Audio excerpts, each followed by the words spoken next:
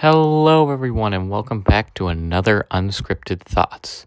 This video is a part 2 to the Lego Star Wars 2024 video that I posted pretty recently. So if you want to see that one, link is in the description, or you can find it on my channel.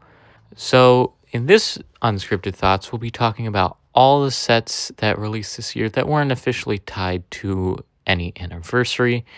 And there was shockingly not as many this year, but we'll get into that in just a second. I also wanted to highlight that I did miss 2 anniversary sets last video, so I'll just quick mention them here. That is the TIE Interceptor Polybag and the 2024 Advent Calendar. Now, honestly, there's not much more to say here, although I do like the Advent Calendar as it does celebrate the history of LEGO Star Wars in a way that makes sense. But I kind of wish they broke the tradition of having 24 days and actually did a 25th day just so that it could be a nice number and work well with the holidays. But other than that, the Advent calendar is pretty strong. And as for the TIE Interceptor Polybag, I could totally see this being a nice display piece alongside the Imperial Star Destroyer from this year as well. So anyway, moving on to the actual premise of this video, let's talk about some of the sets. First off, I can't go without mentioning the amazing battle pack that is the Clone and Droid battle pack. We get some amazing builds in this set, and it's a great way to expand both armies. And considering that we're getting an MTT possibly in 2025, I think this was the start that the droids needed to finally come back and for LEGO to start making separatist vehicles again, hopefully. But honestly, they did a great job on the Triad droid, and I love the staff speeder build here too. And the fact that this is the return of super battle droids is definitely a high point for me. So starting the year off like this was definitely the right move to go, even though it was just this one set. Also, there was that junior set, but I refuse to talk about it because it's absolute garbage, and I won't even show it in this video. So you're welcome. Moving on, we have the Bark Speeder Escape, and this one's nothing special. This is from Season 3 of The Mandalorian, and yeah, I mean, it's a solid set. We definitely get Lamppost, that's the highlight here, but I really don't have any good or bad thoughts about this set. It's just a pretty average set overall. Then we got the June Wave, which came with a lot of interesting sets. First off, we got the Captain Rex's Y-Wing microfighter, which is one of the best microfighters we have ever gotten. Is along the ranks of the clone Turbo Tank one back in 2014. And honestly, I have nothing to complain about here. It's at a cheap price. You get Captain Rex. This set could not have done any more better. Then we got the Luke's X-Wing mech, which honestly is one of the most fitting mech builds we've gotten in a while, or at least since they started the mech sub-theme. It looks pretty good. It was smart to include the X-Wing as part of the design here, and it definitely paid off. Overall, this might be a set I don't pick up, but I am willing to admire that they did find a clever workaround for a Luke and a mech. And then we got some Mandalorian Season 3 sets with the Mandalore Battle Pack, which came with 2 Imperial Commandos, as well as 2 Mandalorian figures. Honestly, this is a great way to build up both sides of this army, and I do like the scenery. It definitely looks good on display, and I do love the feature that it clips to the Moff Gideon versus Paz Vizsla set, which also looks just as great, although it is a bit overpriced.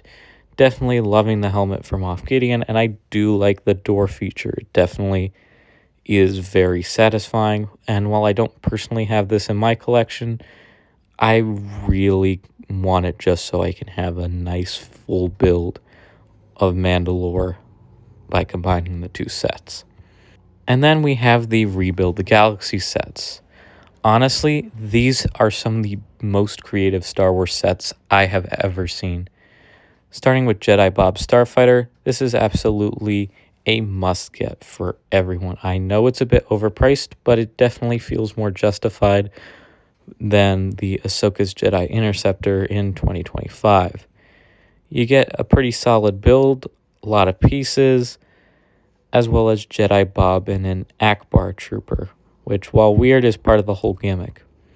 Honestly, I could have not asked for a better set for Jedi Bob to star in, and considering that we have a transparent black dome piece, this could be a good way to actually get some of those for your Coruscant Guard gunships if you wanted it to change it to be more accurate.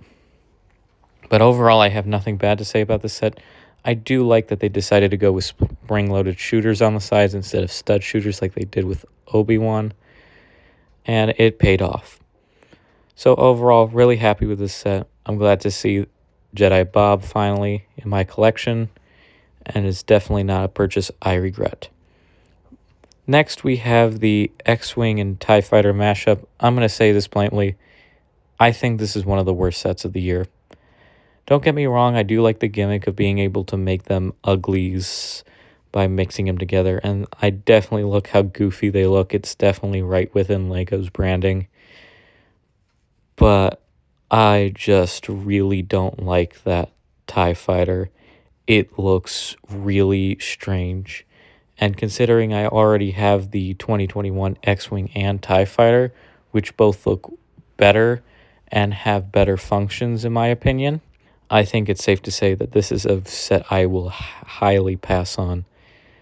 And also considering that they got rid of the S-foil feature on the X-Wing to account for the ugly feature, it definitely feels like a downgrade in my opinion overall than the two former sets that came before it.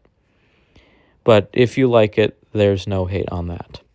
And finally, the crown jewel, the Dark Falcon.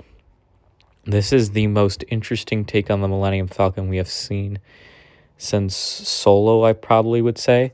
I do like that the dish is a Death Star laser, and the interior looks absolutely amazing. I love all the figures we get. The black definitely does it justice, as well as the transparent red piece. I don't think we could have asked for a better priced set than this. And it's right in line with the same piece count as the Imperial Star Destroyer. But it isn't the top set, at least when it comes to the non-anniversary branded sets that we got this year, because that honor goes to the Onyx Cinder. This is by far one of the coolest and most interesting ship designs I've seen in a long time. You get a nice selection of figures, and considering that the show is doing pretty well, I'd say this is a well-received set, and it's also extremely fairly priced.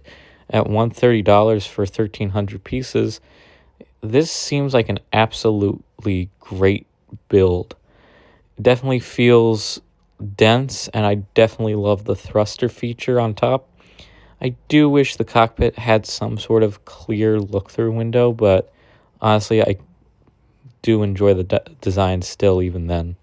Overall, I feel like this is one of the few fair price sets left in LEGO Star Wars, and what seems to now be a sea of constant overpricing on smaller sets, as we're seeing in 2025. So this is definitely probably an underrated set that will be looked over and not even acknowledged. That probably will go up in value. So that is my favorite set of the year, not pertaining to anniversary sets. And that does it for LEGO Star Wars 2024. While it may have been an anniversary year, I do enjoy everything we got. I feel like LEGO is going in the right direction with Star Wars.